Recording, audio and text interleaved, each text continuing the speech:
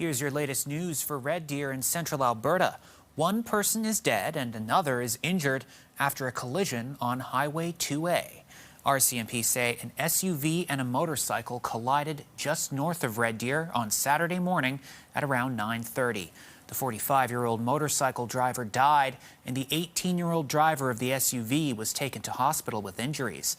The cause of the collision is unknown. A survey is circulating asking for your experience using roundabouts in Red Deer. A University of British Columbia professor and a former student hope their research will improve traffic safety in multi-lane roundabouts and reduce delays across Canada. They chose central Alberta for the survey as it already had a multi-lane roundabout, and it gets a lot more snow than BC. Last year, the study and survey was done during the winter to understand how central Albertans use roundabouts when there's snow on the ground. Now, that data is being compared to a summer study. Most of the people that were comfortable driving or answered that they were comfortable driving multi-lane roundabouts also answered that they perform lane changes. So we started looking at the policy, and the policy doesn't necessarily always match the rules of the road. The survey is still open. You can find it at ubc.ca. Drivers in Red Deer can expect delays at several of the city's intersections. The city is updating its traffic signal infrastructure. Intermittent lane, parking, and sidewalk closures at the intersections in question will take place as work is done. They include the intersection at 49th Avenue and 49th Street, 48th Avenue and 49th Street, 47th Avenue and 49th Street, and 50th Avenue and 45th Street. The city says the work is expected to take 12 weeks. A first-of-its-kind facility is open in Innisfail, hoping to address global climate change. Deep Sky Alpha opened in August. The facility takes CO2 particles from the air and turns them into a liquid, which is then stored underground for a minimum of 1,000 years. The company's CEO says this will help to avoid extreme weather and address growing concerns about climate change.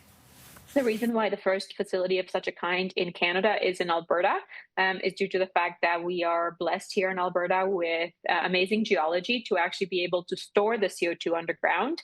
This is not something that you can do anywhere you would like. It does require a very specific geology to be able to do that. Deep Sky is working towards other facilities across Canada. They hope to open them in the coming years. People who live in Sylvan Lake can have their say about traffic improvements tomorrow. A town hall is taking place at the NextSource Center at 4:30 p.m. The event will discuss the proposed design for the roundabout along 50th Street from Beacon Hill Drive to Memorial Trail. The town of Sylvan Lake says the proposed changes are aimed at improving traffic flow and enhancing safety. A survey is open until September 21st for anybody who can't make the town hall. You can find it on the town of Sylvan Lake's website. Red Deer Polytechnic has raised $80,000 for its Kings and Queens sports teams. RDP held a golf tournament on August 25th to raise money for student-athlete scholarships.